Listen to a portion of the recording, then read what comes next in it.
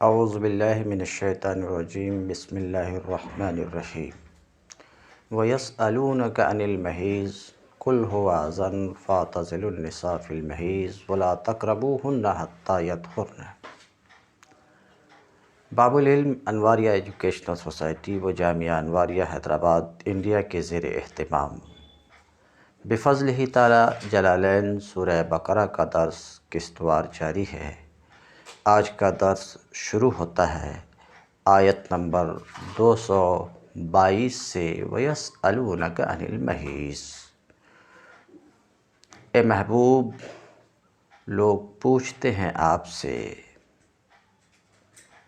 عن المحیض کہ حیض کا حکم کیا ہے۔ قل ہوا اذن، کہو وہ ایک گندگی کی حالت ہے، وہ ایک گندگی ہے۔ ترجمہ۔ اب تفسیر کو دیکھتے، مصنف اس پر کیا گفتگو کرتے۔ الحیض او مکانہ، اس تفسیر سے مصنف اشارہ کرنا چاہ رہے ہیں اس بات کی طرف کہ الحیض سے اشارہ کرنا چاہ رہے ہیں کہ متن یعنی قرآن میں جو محیض کا لفظ ہے یہ مصدر ہے، میم مصدر میمی ہے، حیض کا حکم دریافت کرتے ہیں۔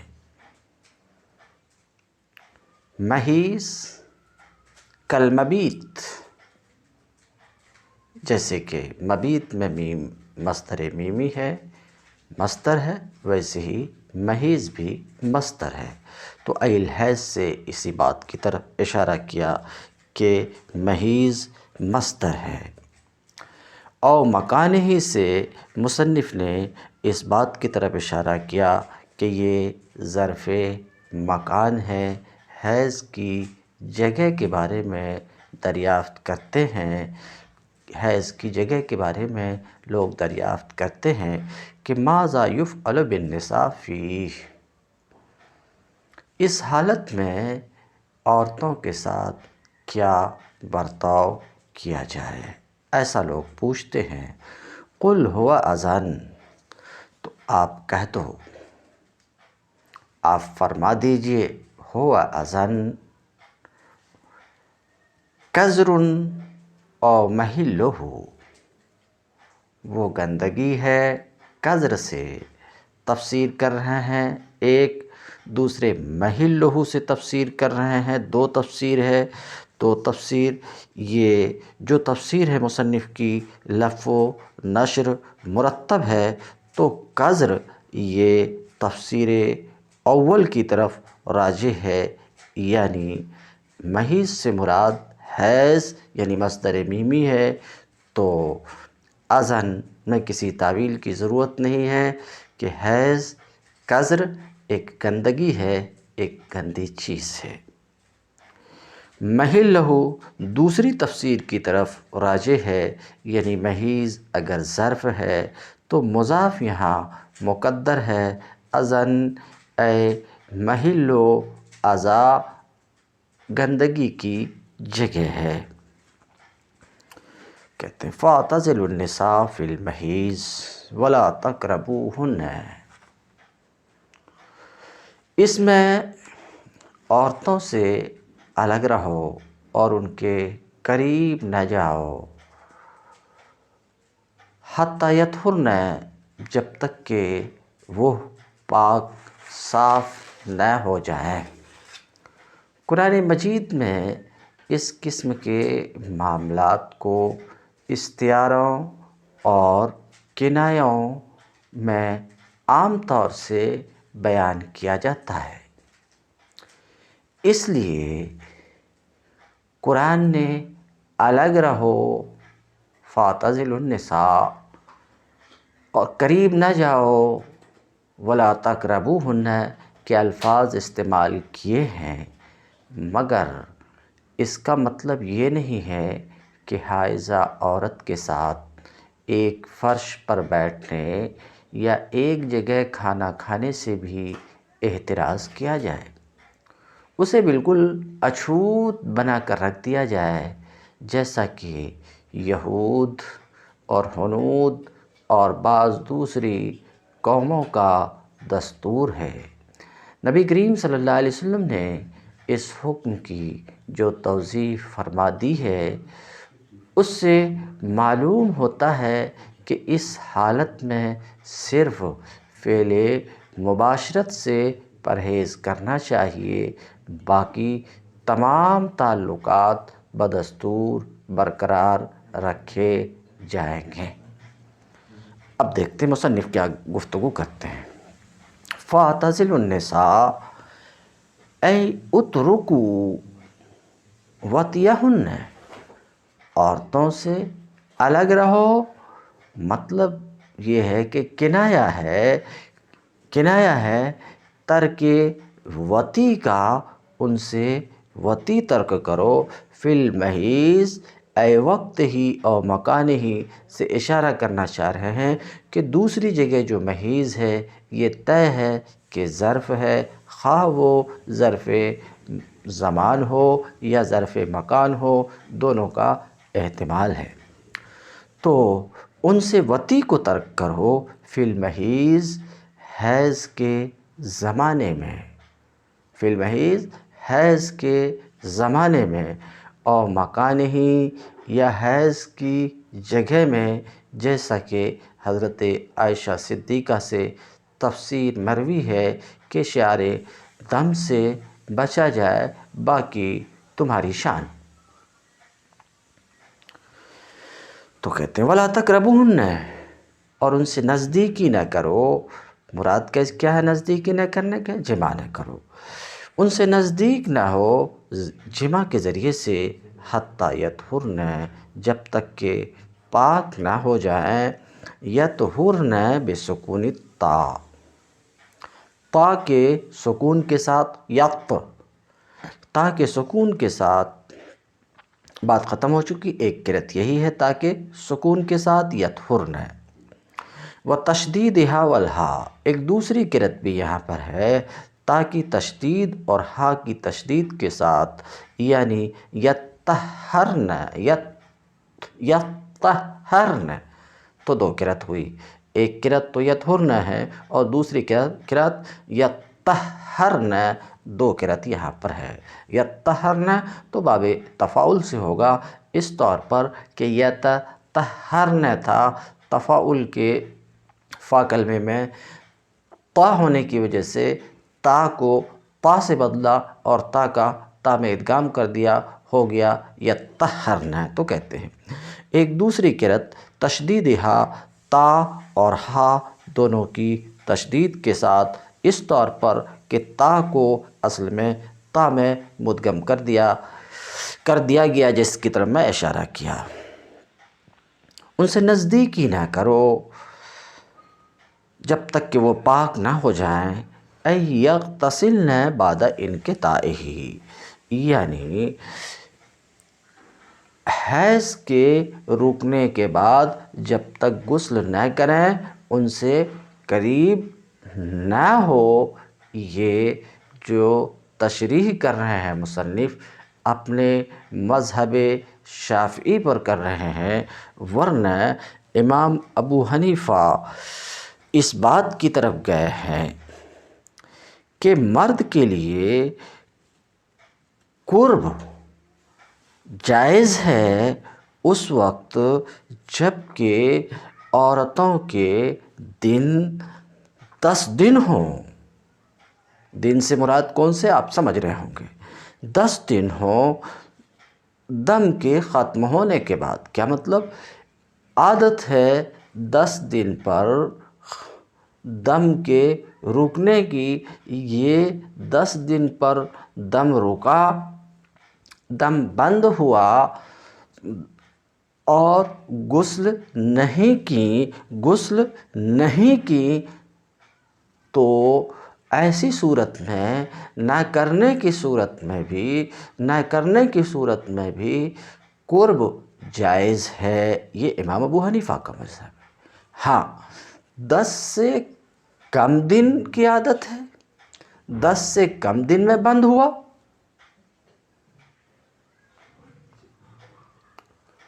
تو جب تک غسل نہ کر لے جائز نہیں ہے، مگر یہ کہ ایک پورا نماز کا وقت گزر جائے تو اس کے بعد غسل کے بغیر بھی جائز ہے۔ یہ امام ابو حنیفہ کا مذہب ہے۔ فَإِذَا تَطَهَّرْنَ فَاتُوهُنَّ لِلْجِمَاعِ، جب پاک ہو جائیں، فَاتُوهُنَّ تو ان کے پاس جاؤ، لِلْجِمَاعِ مِنْ حَيْثُ أَمَرَكُمُ اللَّهُ، جب پاک ہو جائیں تو ان کے پاس جاؤ، من حیث، اس جگہ جہاں کا اللہ نے تم کو امر دیا ہے، جہاں کا اللہ نے تم کو امر دیا ہے۔ بعض مفسر کہتے ہیں کہ یہاں حکم سے مراد حکم شرعی نہیں ہے، بلکہ وہ فطری حکم مراد ہے جو انسان اور حیوان سب کی جبلت میں ودیت کر دیا گیا ہے، جس سے ہر متنفس بالطبع واقف ہے۔ انسان کو چھوڑ کے دوسرا کوئی حیوان بھی دبر میں نہیں آتا، تو انسان کے سوا ہر حیوان بالغ واقف ہے کہ محل اتیان قبول ہے، مگر حیرت ہوتی ہے رافضیوں اور شیعوں پر کہ یہ کتے سے بھی نیچے گر گئے جو ایسی بات بولے کہ دبر میں بھی اتیان جائز ہے۔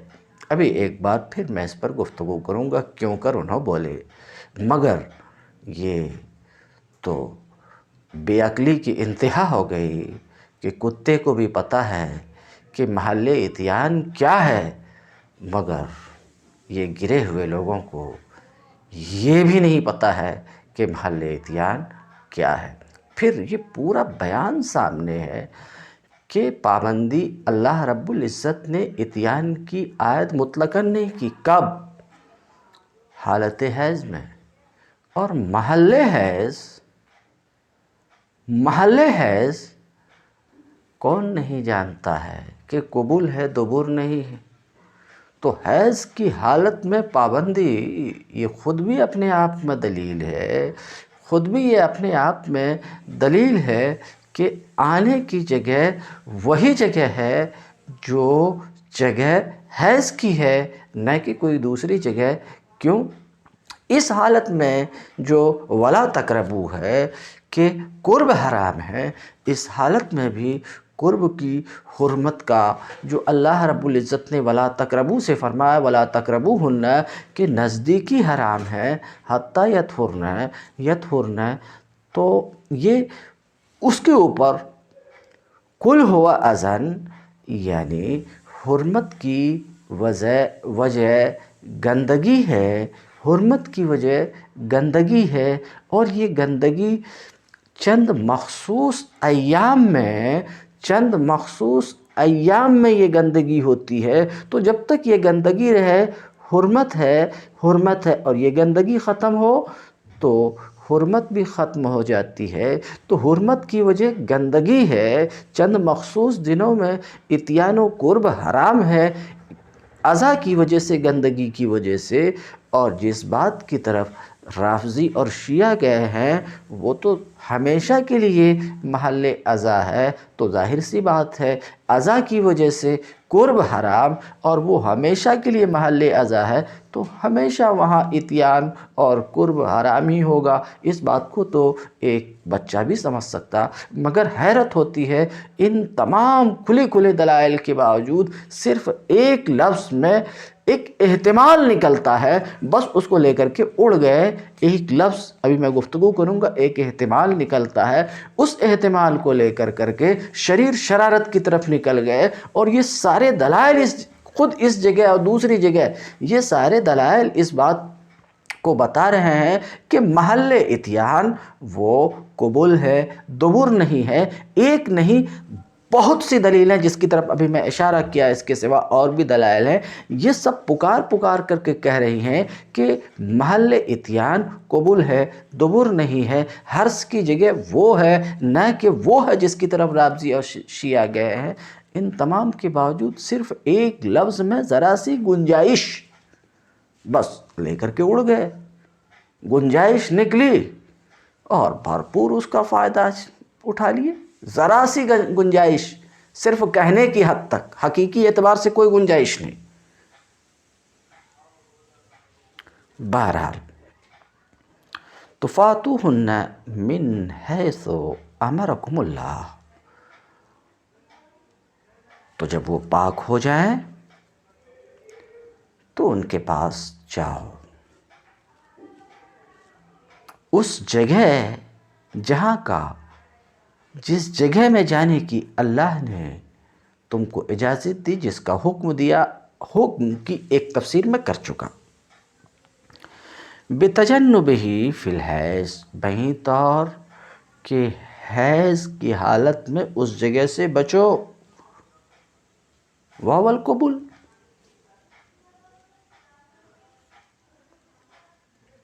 اور وہ جگہ جہاں تم کو جانے کی اجازت ہے، واو القبول،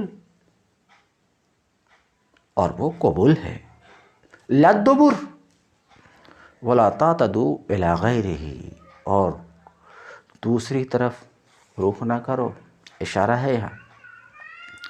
ان اللہ یحب التوابین ویحب المتطہرین، یقیناً اللہ توبہ کرنے والے کو اور پسند فرماتا ہے، ویحب المتطہرین، اور پاکیزگی اختیار کرنے والوں کو پسند فرماتا ہے۔ یحب ان یصیب، اللہ توبہ کرنے والوں کو، گناہوں سے توبہ کرنے والوں کو محبوب رکھتا ہے، یعنی اس کو ثواب عطا فرماتا ہے اور اس کی عزت افزائی کرتا ہے، ثواب عطا فرماتا ہے، اور اسے توابین کو کریم بناتا ہے۔ توابین توبہ کرنے والے کس چیز سے؟ من الذنوب، گناہوں سے توبہ کرنے والوں کو اللہ محبوب رکھتا ہے، اور پاکیزگی اختیار کرنے والوں کو کس سے؟ گندگیوں سے پاکیزگی اختیار کرنے والوں کو۔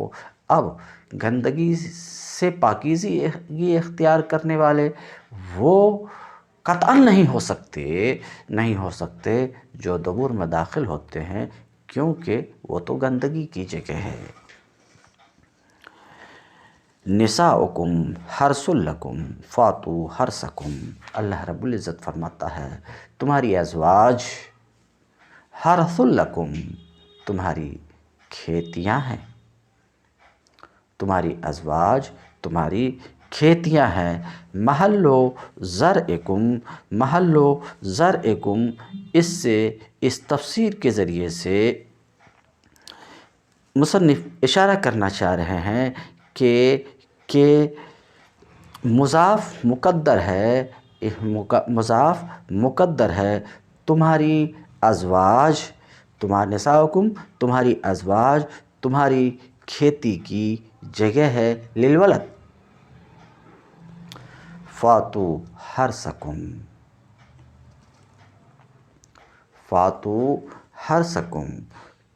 تو تمہیں تو کہتے ہیں فاتوا حرثکم، تو اپنی کھیتی میں جاؤ، یعنی فطرتاً اللہ نے نساء کو رجال کے لیے سیرگاہ نہیں بنایا ہے۔ کیا فرمایا جا رہا ہے؟ فاتوا حرثکم، تو اللہ رب العزت نے فطرتاً نساء کو رجال کے لیے سیرگاہ نہیں بنایا ہے، بلکہ ان دونوں کے درمیان کھیت اور کسان کا سا تعلق ہے۔ کھیت میں کسان محض تفریح کے لیے نہیں جاتا، بلکہ اس لیے جاتا ہے کہ اس سے پیداوار حاصل کرے۔ نسل انسانی کے کسان کو بھی انسانیت کی اس کھیتی میں اس لیے جانا چاہیے کہ وہ اس سے نسل کی پیداوار حاصل کرے۔ خدا کی شریعت کو اس سے بحث نہیں ہے کہ تم اس کھیت میں کاشت کس طرح کرتے ہو، قیام کی حالت میں، قعود کی حالت میں، استدعا کی حالت میں، اس سے کوئی بحث نہیں ہے۔ البتہ اس کا مطالبہ تم سے یہ ہے کہ جاؤ کھیت ہی میں۔ اور کھیت کون ہے؟ حضرات رافضی دوبوریہ قبول۔ اب اس قرینہ کے ہوتے ہوئے انا کے لفظ سے کھلواڑ کرنا، انا کے لفظ سے فائدہ اٹھا کر کے اس قرینہ اور قرآن کی ان تمام آیات کے ساتھ کھلواڑ کرنا کیسے روا ہو سکتا ہے؟ تم ہی بولو کھیت کون ہے، قبول یا دوبور؟ اب انا کے لفظ سے فائدہ اس طور پر اٹھاتے کہ یہاں پر ہے فاتو حرثکم انا شئتم۔ انا کا لفظ دو معنی کے درمیان مشترک ہے، کیف اور عین۔ جیسے قرآن میں دونوں معنی میں یہ لفظ آیا ہے۔ جیسے ایک جگہ ہے انا یحیی ھذہ اللہ بعد موتہا، یہاں کیف کے معنی میں اللہ تعالیٰ ان چیزوں کو مر جانے کے بعد کس طرح سے زندہ کرے گا، تو انا کیف کے معنی میں بھی قرآن میں آیا، انا یحیی، اور انا عین کے معنی میں بھی آیا ہے قرآن میں، انا لک ھذا یا مریم، یہاں عین کے معنی میں ہے۔ تو قرآن میں یہ لفظ دونوں معنی میں آیا ہے، یعنی یہ لفظ ان دونوں معنی کے درمیان مشترک ہے۔ اب اس جگہ کون سے معنی میں ہے، یہ ایک سوال۔ یہ مشترک ہے دونوں معنی کے درمیان، اس سے انکار نہیں ہے، یہ صحیح بات ہے کہ مشترک ہے، مگر اس جگہ کون سا معنی مراد ہے؟ تو شیعہ کہتے ہیں اس جگہ عین، انا کس کے معنی میں ہے؟ عین کے معنی میں، جہاں چاہو اے قبل او دبر۔ یہی انا کے لفظ سے غلط فائدہ اٹھا کر کے ان پوری آیات کے ساتھ کھلواڑ۔ جناب علی مشترک ہے، مگر مشترک کے کوئی ایک معنی مراد لینے کے لیے قرینہ اور دلیل تو چاہیے نا۔ آپ جو معنی مراد لے رہے ہیں اس کے لیے دلیل، اور ہم جو معنی مراد لینے کے لیے کہہ رہے ہیں اس پر کئی دلیل ذکر کر چکا۔ یہی دلیل جو اسی آیت کے اس ٹکڑے میں، اس آیت میں تو کئی دلیل ہے، فاتو حرثکم، حرث دلیل ہے کہ انا کیف کے معنی میں ہے، عین کے معنی میں نہیں ہے۔ کیوں؟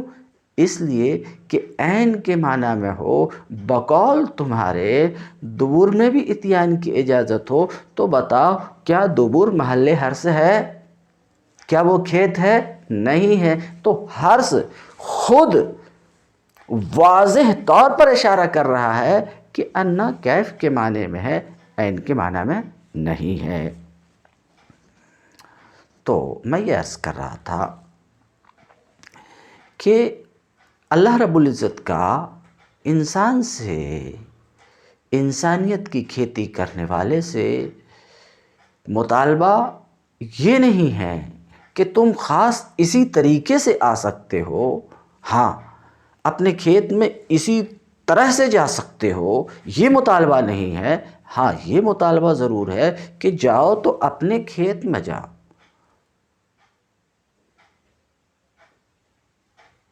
اور کھیت بحیثیت کھیتی یا کھیت خود قبول ہے دبر نہیں ہے۔ اور یہاں جانا بھی ہو تمہارا تو اس غرض کے لیے جانا ہو کہ اس سے پیداوار حاصل ہو، سیر سپاٹا نہیں۔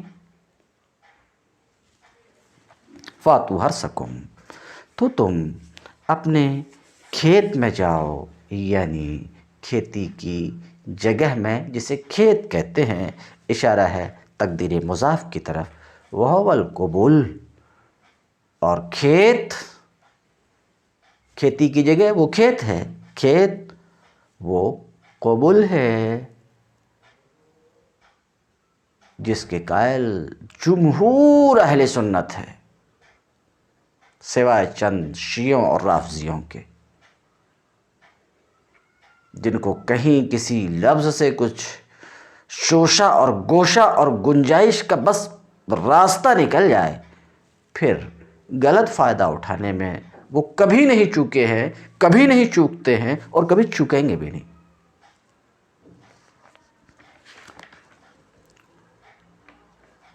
کہتے ہیں فاتو حرثکم انا شئتم، کیف ہے، اشارہ کرنا چاہ رہے ہیں یہ لفظ مشترک ضرور ہے، مگر یہاں پر کیف کے معنی میں ہے حرث وغیرہ کی دلیل سے۔ کیف شئتم سے اسی بات کی طرف اشارہ کر رہے ہیں کہ جس طرح سے تم چاہو، اے من قیام و قعود و استجاء و اقبال و ادبار، جس طرح سے چاہو، کہتے ہیں اپنے کھیت میں جاؤ، جس طرح سے چاہو، قیام کی حالت میں، قعود کی حالت میں، استراء کی حالت میں، آگے کی طرف سے، ادبار پیچھے کی طرف سے۔ تو یہاں کیف کے معنی میں ہے ایک سوال، اس کا جواب دے رہے ہیں کہ بات پوری ہو جاتی ہے کہ فاتو حرثکم، یہ انا شئتم کی کچھ زیادہ ضرورت تو نظر نہیں آتی ہے۔ سمجھ رہے ہیں کہ پابندی لگائی گئی تھی، پابندی ختم کرنے کے لیے کہا گیا فاتو حرثکم، اور یہ لفظ حرث کا ہونا بھی چاہیے کہ تمہارا جانا وہاں کھیتی کی غرض سے ہو، دوسرے غرض سے تمہارا جانا نہ ہو۔ انا شئتم کی کیا ضرورت تھی؟ یہ ایک سوال، اس سوال کا جواب یہ در حقیقت یہ جواب ہے۔ مصنف اور مفسر کہنا چاہ رہے ہیں کہ یہ در حقیقت جواب ہے۔ اللہ رب العزت کا یہ قول نازل ہوا ہے یہود کے قول کے رد کے طور پر۔ اللہ رب العزت کا یہ قول یہود کے قول کے رد کے طور پر، کیونکہ یہودیوں کا ایسا کہنا تھا اور ایسا ماننا تھا، من اتی امرأتہ فی قبولہا من جہت دبرہا، جو شخص اتی ای یقدم فی قبولہا، جو شخص امرات کے قبول میں ادبار کی طرف سے، دبر کی طرف سے آتا ہے، ایسا وہ لوگ کہتے تھے، تو جاء ولدہ احول،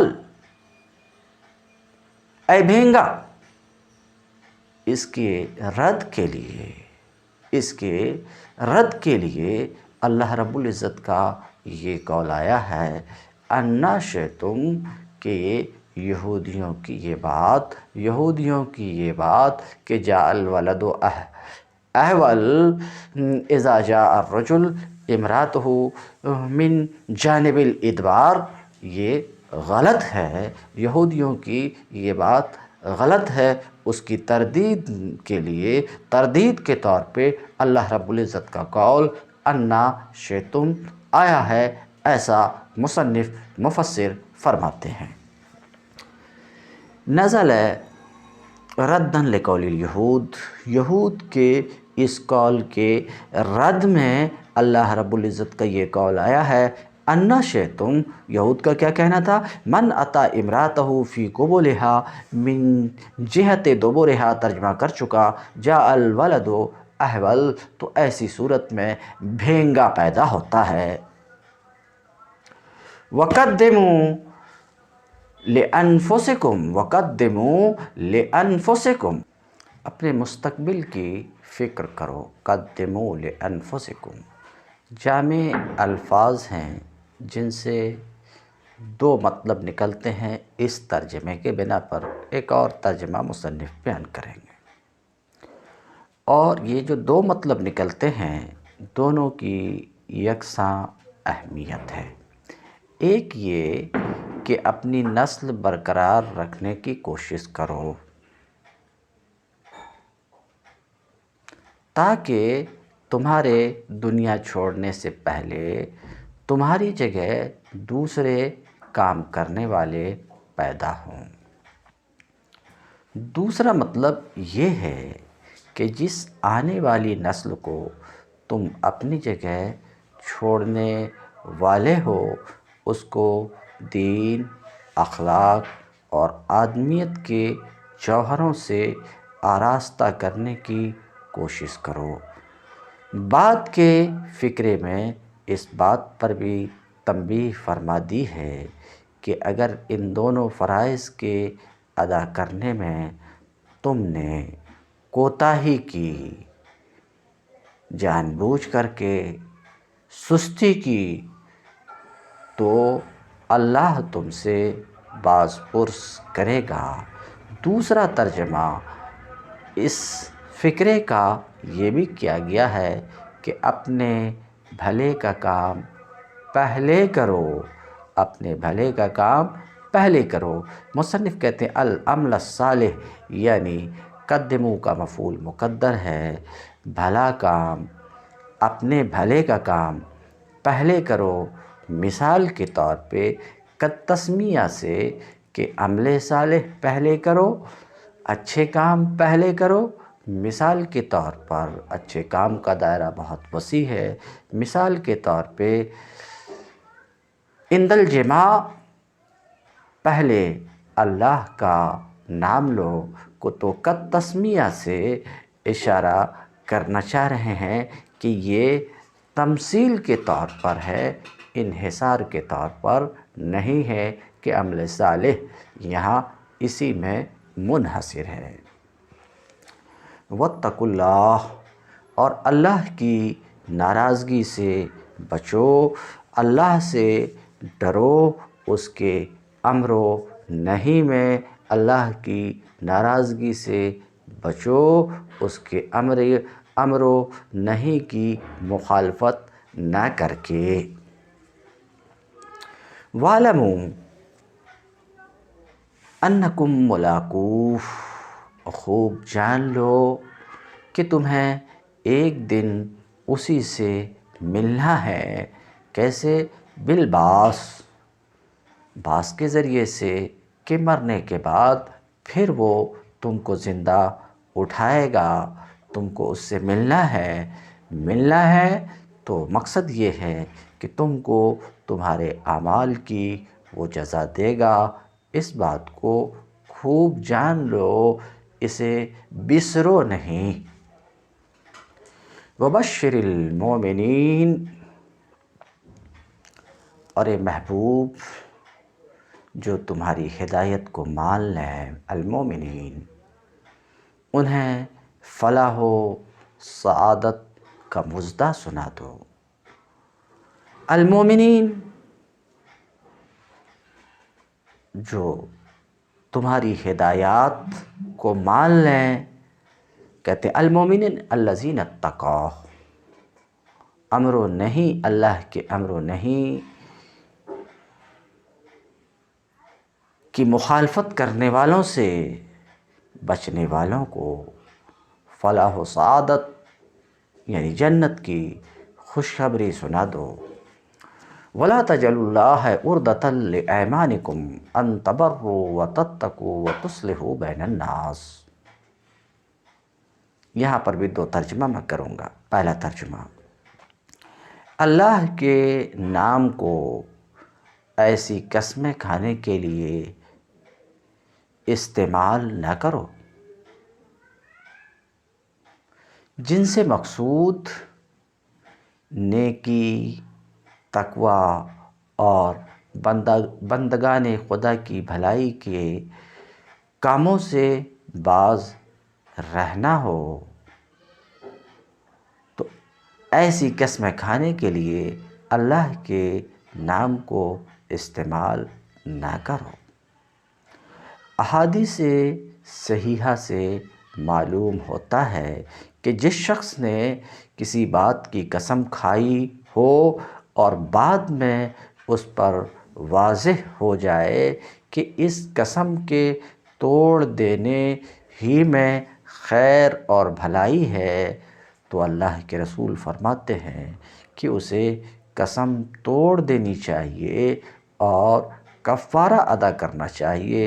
قسم توڑنے کا کفارہ اطعام عشرۃ مساکین او کسوتہم، 10 مسکینوں کو کھانا کھلانا یا انہیں کپڑا پہنانا یا ایک غلام آزاد کرنا، اس کا تو آج دور ہے نہیں۔ یہ نہ ہو سکے تو 3 دن کے فصیام و ثلاثۃ ایام، 3 دن کے روزے رکھنا ہے۔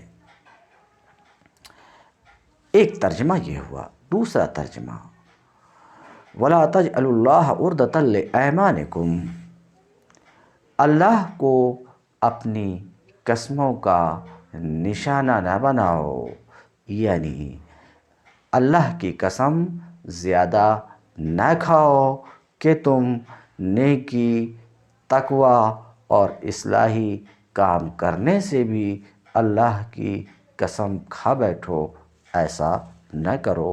یہ دوسرا ترجمہ، اور اس ترجمے کے بنا پر یہ مطلب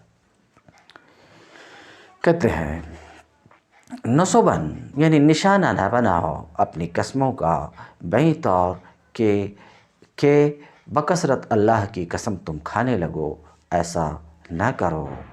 ان تبروا سے پہلے لا مقدر مان رہے ہیں کہ بکثرت قسم نہ کھاؤ، اس بات کی قسم نہ کھاؤ کہ تم بر و تقوی کے کام نہیں کرو گے، تو مصنف لا کو مقدر مان رہے ہیں، اور اکثر مفسرین یہاں پر لا کو مقدر نہیں مانتے ہیں۔ لا کو مقدر کہ نیکی، تقوی اور اصلاحی کام سے اللہ کی قسم نہ کھاؤ۔ فَتُكْرَهُ الْيَمِينُ عَلَى ذَلِكَ، تو مذکورہ امر پر قسم کھانا مکروہ ہے، وہی جس کا ذکر کیا گیا علی ذالک، اس پر مذکورہ کام نیکی، تقوی اور اصلاحی کام پہ اللہ کی قسم کھانا مکروہ ہے۔ اور ایسی صورت میں اگر قسم کھا لیا ہے تو قسم کو توڑ دینا مسنون ہے، جیسا کہ ابھی حدیث میں نے آپ کو سنایا، وَيُكَفِّرُ بِخِلَافِهَا، اور اس کے خلاف کرے۔ اگر قسم کھا لی ہے، ایسی کسی چیز کی قسم کھا لی ہے تو قسم کو توڑ دے اور فعل بر پر کفارہ ادا کرے، اس کے برخلاف قسم کو توڑ کر کے کفارہ ادا کرے۔ فَهِيَ طَاعَةٌ، تو یہ طاعت ہے۔ معنی یہ ہے، اس کا معنی یہ ہے کہ لا تمتنع من فعل ما ذکر، مذکورہ فعل یعنی نیکی، تقوی اور اصلاحی کام، ان چیزوں سے باز نہ آؤ جب تم ایسی کسی چیز کی قسم کھا لو، بلکہ ان مذکورہ کاموں کو بجا لاؤ۔ وَكَفِّرُوا، اور کفارہ ادا کرو۔ کہتے ہیں یہ معنی ہے اس لیے کہ اس آیت کے نزول کی وجہ اس سے امتناع ہے، رکنا ہے، جیسا کہ محشی نے بیان کیا ہے کہ یہ آیت عبداللہ بن رواحہ کے بارے میں نازل ہوئی ہے۔ اور اس کا تھوڑا سا بیک گراؤنڈ یہ ہے کہ عبداللہ بن رواحہ اور ان کے بہنوئی نعمان بن بشیر کے درمیان کچھ انبن تھی، تو انہوں نے قسم کھا لی تھی کہ ملنا جلنا نہیں کریں گے اور ان سے تعلقات نہیں رکھیں گے اور ان کا اگرچہ کسی کام میں بھلا ہو تو اس میں بھی ہاتھ نہیں بٹھائیں گے۔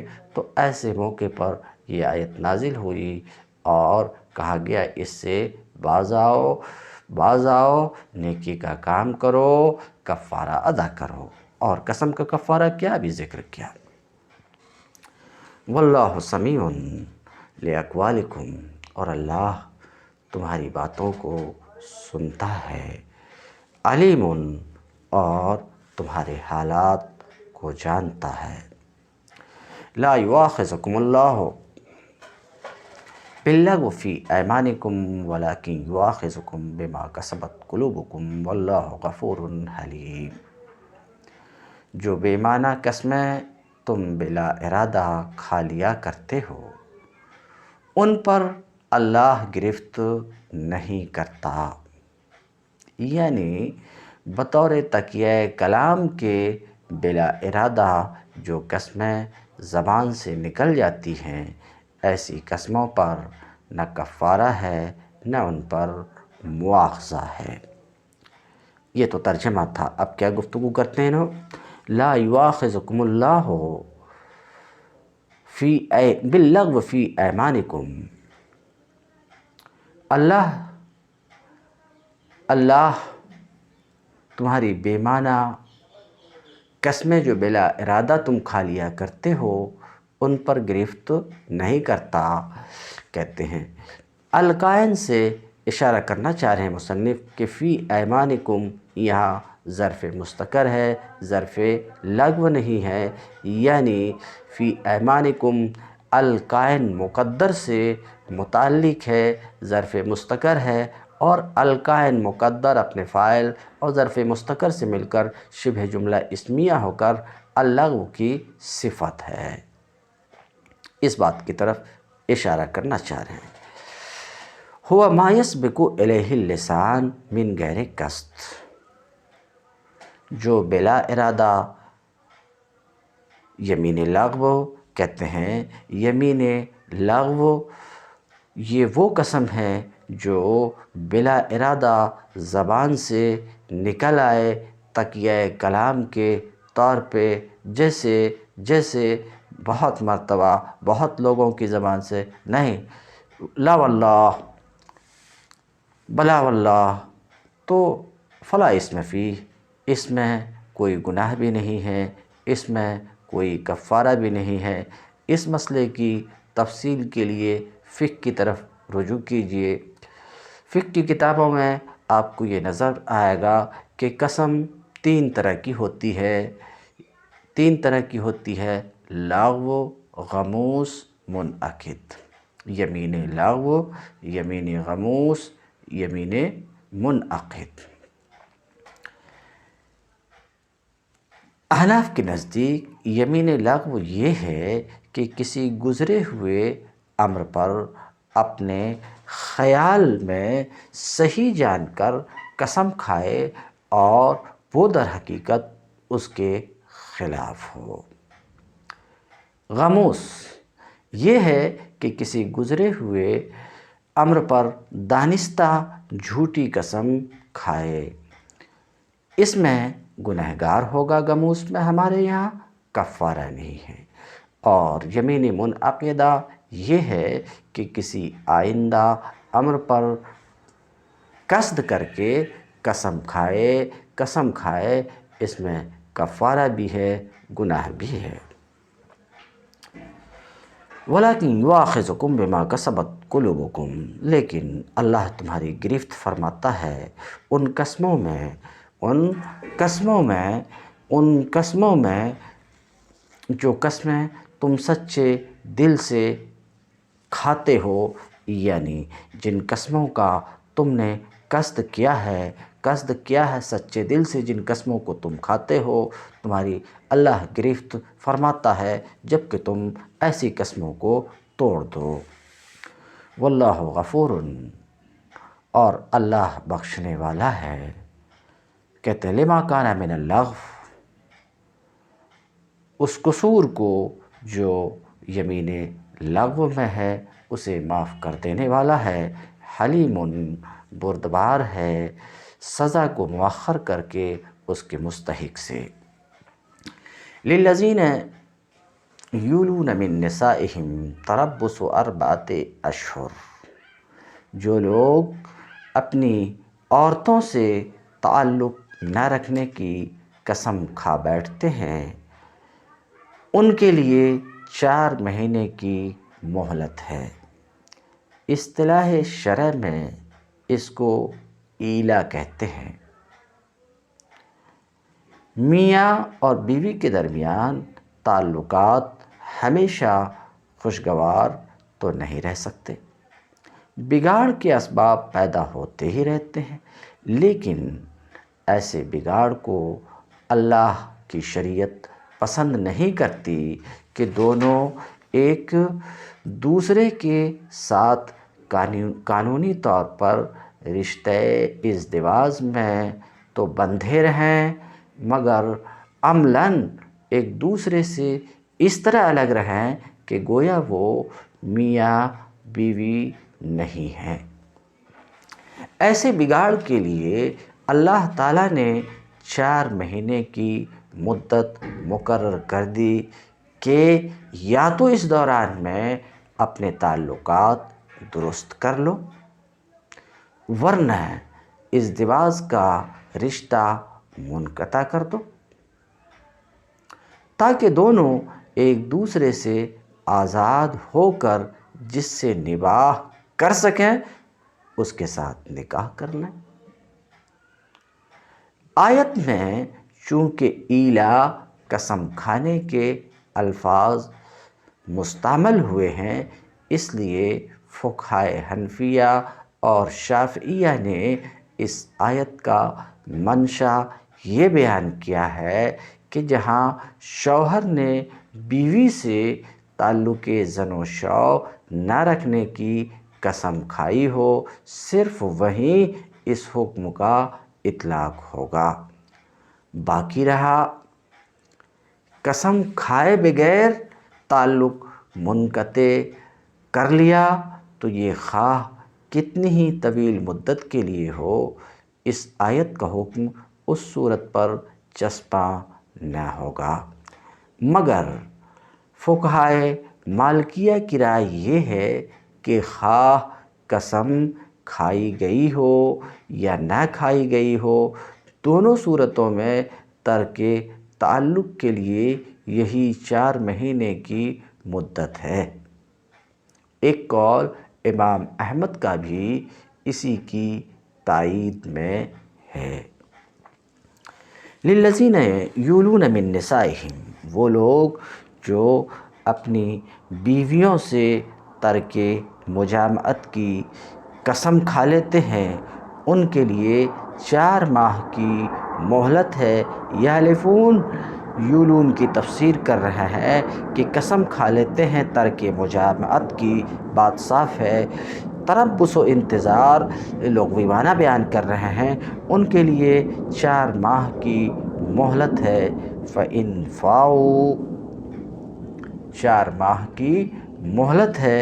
فَإِنْ فَاؤُوا، اگر اس مذکورہ مدت میں رجوع کر لیں او بعدہا عن الیمین، یا مذکورہ مدت کے بعد یمین سے رجوع کر لیں، الی الوطی، یہاں رجوع وطی یا وعدہ وطی کے ذریعے سے ہی ہوگا، صرف منہ سے بول دینے سے رجوع نہیں ہوگا۔ تو اگر رجوع کر لیں مذکورہ مدت میں یا مذکورہ مدت کے بعد رجوع کر لیں، یمین سے یعنی یمین باللہ سے، یعنی یہ قسم اللہ کے نام سے ہو یا اس کے صفات میں سے کسی صفت کے ذریعے سے ہو، کہتے ہیں یہ او بعدہا عن الیمین، یہ تفسیر بر مذہب مصنف یعنی شافعی مذہب پر یہ تفسیر ہے۔ فإن اللہ غفور لہم، تو یقیناً اللہ ان کو معاف کر دینے والا ہے اس زیادتی، اس ضرر پر جس کا مردوں نے ارتکاب کیا، یعنی قسم کے ذریعے سے عورت کو جو تکلیف دی، اللہ اسے معاف کرنے والا ہے اور ان پر رحم فرمانے والا ہے۔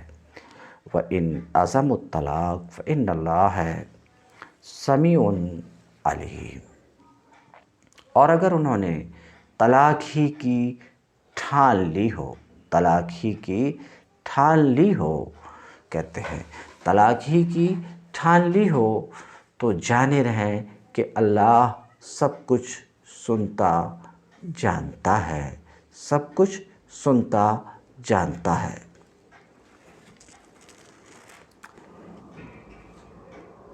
حضرت عثمان غنی اور حضرت ابن مسعود، زید بن ثابت وغیرہ کے نزدیک رجوع کا موقع 4 مہینے کے اندر ہی ہے، اور یہی احناف کا بھی موقف ہے۔ اس مدت کا گزر جانا اس بات کی دلیل ہے کہ شوہر نے طلاق کا عزم کر لیا ہے، اس لیے مدت گزرتے ہی طلاق خود بخود واقع ہو جائے گی اور وہ ایک طلاق بائن ہوگی، یعنی دوران عدت میں شوہر کو رجوع کا حق نہ ہوگا۔ البتہ اگر وہ دونوں چاہیں تو دوبارہ نکاح کر سکتے ہیں۔ ان کے برخلاف حضرت عمر اور حضرت علی سے منقول ہے، ان کے علاوہ ان حضرات سے بھی منقول ہے کہ دوران عدت میں شوہر کو رجوع کا حق نہ ہوگا۔ سعید بن مسیب، زہری وغیرہ حضرات اس رائے سے یہاں تک تو متفق ہیں کہ 4 مہینے کی مدت گزرنے کے بعد خود بخود طلاق واقع ہو جائے گی، مگر ان کے نزدیک وہ ایک طلاق رجعی ہوگی، یعنی دوران عدت میں شوہر کو رجوع کر لینے کا حق ہوگا، اور رجوع نہ کرے تو عدت گزر جانے کے بعد دونوں اگر چاہیں تو نکاح کر سکیں گے۔ بخلاف اس کے حضرت عائشہ، ابو الدرداء اور مدینہ کے اکثر فقہا کی رائے یہ ہے کہ 4 مہینے کی مدت گزرنے کے بعد معاملہ عدالت میں پیش ہوگا اور حاکم عدالت شوہر کو حکم دے گا کہ یا تو اس عورت سے رجوع کرے یا اسے طلاق دے دے۔ حضرت عمر، حضرت علی اور ابن عمر کا ایک قول اس کی تائید میں بھی ہے، اور امام مالک اور شافعی نے اسی کو قبول کیا ہے۔ تو کہتے ہیں وَإِنْ عَزَمُوا الطَّلَاقَ اے علیہ، اور اگر طلاق کی ہی ٹھان لی ہے، علیہ سے اشارہ کرنا چاہ رہے ہیں، عزم متعدی علی کے ذریعے سے ہوتا ہے، اور اگر طلاق کی ہی ٹھان لی ہو بہیں طور کہ رجعت نہ کرے، اپنی قسم سے رجوع نہ کرے، تو اسے طلاق دے دینی چاہیے۔ فإن اللہ سمیع، تو یقیناً اللہ ان کی باتوں کو سننے والا ہے۔ سمیع لقولہم یعنی النطق بالطلاق، اور یہ پوری گفتگو محشی کہتے ہیں امام شافعی، امام مالک، امام احمد کے مذہب پر ہے، اس طور پر کہ یہ تینوں ائمہ اس بات کے قائل ہیں کہ طلاق واقع نہیں ہوتی ہے مہینے کے گزر جانے کے بعد، 4 مہینے کے گزر جانے کے بعد طلاق واقع نہیں ہوتی، تاکہ مرد یعنی شوہر کو قید کر دیا جائے، تو یا تو اب قید کیے جائے، یا تو وہ طلاق دے دے یا عملاً رجوع کر لے، اس بات کے یہ تینوں حضرات قائل ہیں۔ کہتے ہیں یہ ایسا جو کہتے ہیں تو ان کی دلیل ہے فائے تاکیب، جو فَإِن فَاؤ میں جو فا ہے اس پر عمل کرتے ہوئے، کیونکہ فَإِن فَاؤ کی فا اس بات کا تقاضا کر رہی ہے کہ رجوع جائز ہے مدت کے بعد بھی، اس لیے کہ اللہ تعالیٰ کا قول سمیع علیم مسموع کا مشعر ہے، اور مسموع وہ نطق بالطلاق ہے، اور مدت کا گزرنا یہ تو مسموع ہے نہیں۔ وَعِنْدَ أَبِي حَنِیفَةَ لَا يَكُونُ الْفَیْءُ إِلَّا فِی الْمُدَّۃِ، جیسا کہ آپ نے سنا، اور امام اعظم کے نزدیک رجوع مدت کے اندر ہی ہوگی، مدت کے بعد رجوع نہ ہو سکے گی، بلکہ مدت گزرتے ہی طلاق واقع ہو جائے گی، الگ سے طلاق دینے کی کوئی ضرورت نہیں ہے۔ اور فا کی جو انہوں نے بات کیا فَإِن فَاؤ میں فا، وہ تاکیب ذکری کے لیے ہے، بس اس کے سوا اور کچھ نہیں۔ وَالْمُطَلَّقَاتُ يَتَرَبَّصْنَ بِأَنفُسِهِنَّ ثَلَاثَةَ قُرُوء، اور مطلقہ عورتیں اپنے آپ کو 3 قروء تک روکے رکھیں۔ میں اس آیت میں کچھ زیادہ گفتگو نہیں کروں گا، کیونکہ اصول فقہ کی کئی کتاب میں یہ آیت نہایت تفصیل سے آپ پڑھے ہیں اصول الشاسی سے لے کر نور الانوار تک، اگر یہاں تک پڑھے ہیں، اس کے بعد بھی دوسری کتابوں میں اس آیت میں گفتگو ہے، اس حوالے سے کہ قروء سے کیا مراد ہے، سمجھ رہے ہیں، اس حوالے سے یہ آیت گزر چکی، اس لیے اس پر میں زیادہ کچھ گفتگو نہیں کروں گا۔ وَالْمُطَلَّقَاتُ يَتَرَبَّصْنَ بِأَنفُسِهِنَّ ثَلَاثَةَ قُرُوء، جن عورتوں کو طلاق دے دی گئی ہو، والمطلقات وہ 3 مرتبہ ایام ماہواری آنے تک اپنے آپ کو روکے رکھیں۔ وَلَا يَحِلُّ لَهُنَّ أَن يَكْتُمْنَ مَا خَلَقَ اللَّهُ، اور ان کے لیے یہ جائز نہیں ہے کہ اللہ نے ان کے رحم میں جو کچھ خلق فرمایا ہو اسے چھپائیں۔ کہتے ہیں انہیں ہرگز ایسا نہیں کرنا چاہیے، ان کن یؤمن باللہ والیوم الآخر، اگر وہ اللہ اور روز آخر پر ایمان رکھتی ہیں۔ والمطلقات یتربصن اے لینتظرن، اس تفسیر سے ایک تو تربص کا لغوی معنی بیان کیا کہ انتظار کے معنی میں ہے، دوسرے اس بات کا افادہ، اس بات کی طرف اشارہ کر رہے ہیں کہ یہاں یتربصن جو خبر ہے امر کے معنی میں ہے، ہاں امر کو خبر کی شکل میں لایا گیا مبالغتاً فی الاتمار، گویا کہ اس پر عمل ہو گیا، اس لیے یہاں پر امر کو خبر کی شکل میں لا کر کے خبر دے دی گئی کہ اس بات پر گویا کہ عمل درآمد ہو چکا۔ تو والمطلقات یتربصن اے لینتظرن، وہ عورتیں جن کو طلاق دے دی گئی ہو، وہ 3 مرتبہ ایام ماہواری آنے تک اپنے آپ کو روکیں۔ کہتے ہیں اپنے آپ کو روکے رکھیں، کس سے؟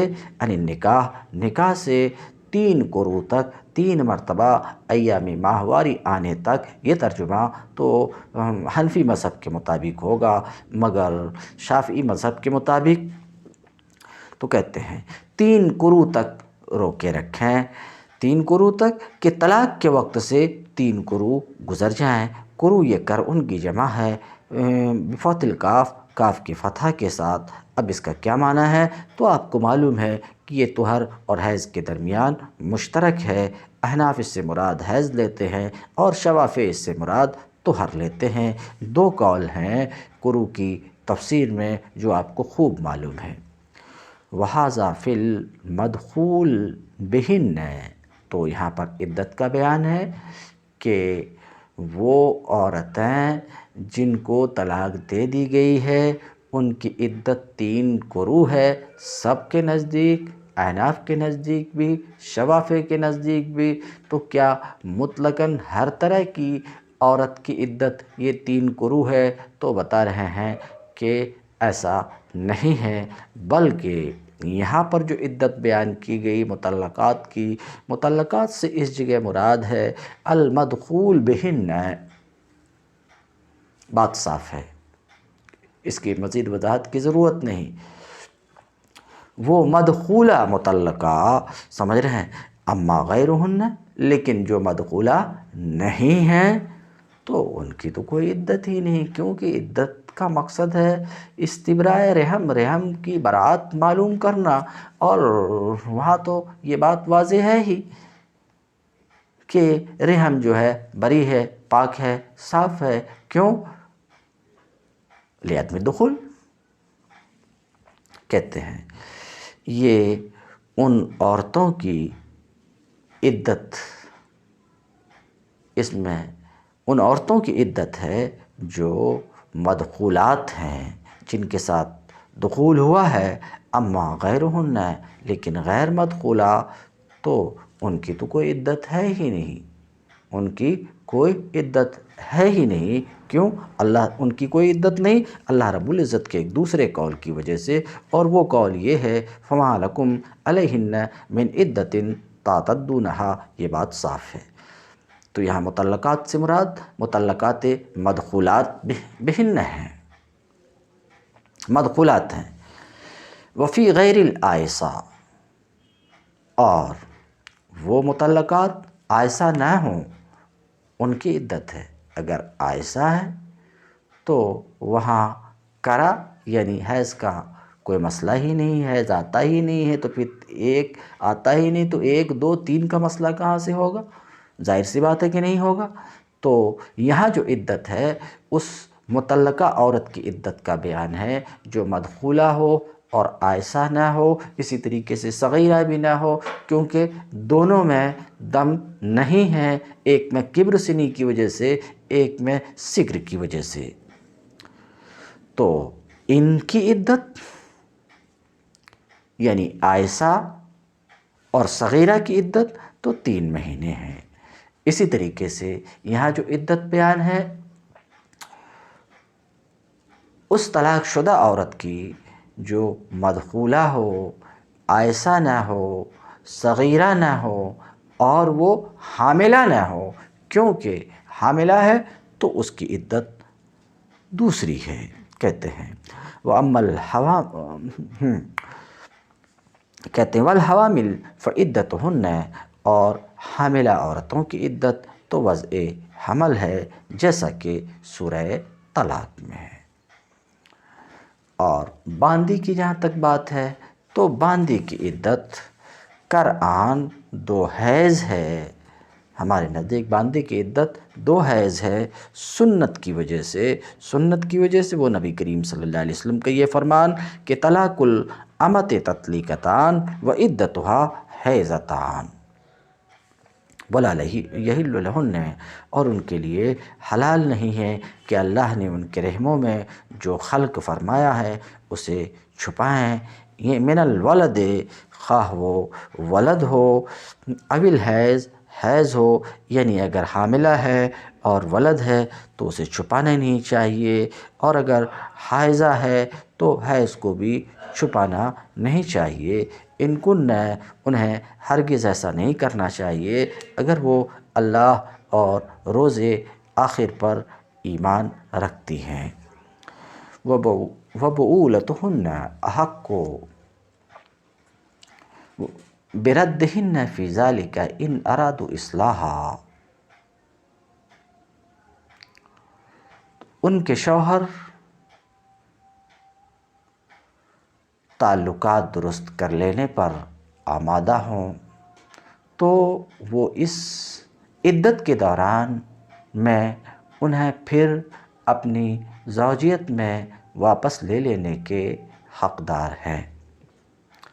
اس آیت کے حکم میں فقہا کے درمیان اختلاف ہے۔ ایک جماعت کے نزدیک جب تک عورت تیسرے حیض سے فارغ ہو کر غسل نہ کر لے اس وقت تک طلاق بائن نہ ہوگی اور شوہر کو رجوع کا حق باقی رہے گا۔ حضرت ابو بکر، عمر، حضرت علی اور ابن عباس اور حضرت مسعود اور بڑے بڑے صحابہ کی یہی رائے ہے۔ فقہائے حنفیہ نے اسی کو قبول کیا ہے، بخلاف اس کے دوسری جماعت کہتی ہے کہ عورت کو تیسری بار حیض آتے ہی شوہر کا حق کے رجوع ساقط ہو جاتا ہے۔ یہ رائے حضرت عائشہ، ابن عمر اور زید بن ثابت کی ہے۔ وبعولتہن، اور ان کے شوہروں کو، ازواجہن، ان کے شوہروں کو ان کو لوٹا لینے کا حق ہے، بردہن اے بمراجعتہن، لوٹا لینے کا حق ہے، کہتے ہیں ولو ابین، خواہ وہ عورتیں لوٹنے سے انکار کرے مگر اس کے باوجود لوٹا لینے کا حق ہے، فی ذالک، تربص کے زمانے میں، ان ارادوا اصلاحا، اگر شوہروں کا ارادہ اصلاح کا ہو، یعنی آپس میں معاملات ٹھیک کرنے اصلاح کا ہو، عورت کو ضرر دینے کا ارادہ نہ ہو۔ واضح رہے کہ ان ارادوا اصلاحا، یہ اصلاح کے قصد پر ابھارنا ہے، جواز رجعت کے لیے یہ شرط نہیں ہے۔ اور احقو کا جو لفظ ہے یہاں پر، اس میں تفضیل نہیں ہے، اس لیے کہ دوسرے کسی کو اذ لا حق لغیرہم فی نکاحہن فی العدہ، اس لیے کہ عدت کے اندر دوسرے کسی کو کوئی حق ہی نہیں ہے، دوسرے کسی کو اذ لا حق لغیرہم، دوسرے کسی کو ان سے نکاح کرنے کا کوئی حق نہیں ہے۔ وَلَهُنَّ مثل الذی علیہن بالمعروف، عورتوں کے لیے بھی معروف طریقے پر ویسے ہی حقوق ہیں جیسے مردوں کے حقوق ان پر ہیں، البتہ مردوں کو ان پر ایک درجہ حاصل ہے۔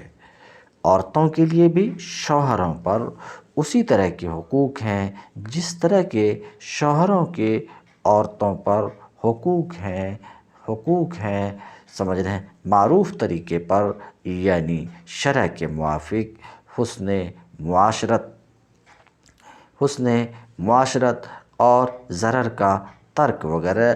البتہ وَلِلرِّجَالِ عَلَيْهِنَّ دَرَجَةٌ، البتہ مردوں کو ان پر ایک درجہ حاصل ہے، حق میں فضیلت حاصل ہے، من وجوب طاعتہن لہم، کہ عورتوں پر واجب ہے شوہروں کی فرما برداری کرنا، اس وجہ سے کہ شوہر کے ذمے میں مہر ہے اور ان کا خرچہ پورا کرنا ہے۔ واللہ عزیز حکیم، اور اللہ غالب ہے، اپنے سلطنت میں حکمت والا ہے، اس میں جو اس نے انتظام کیا اپنے مخلوق کے لیے۔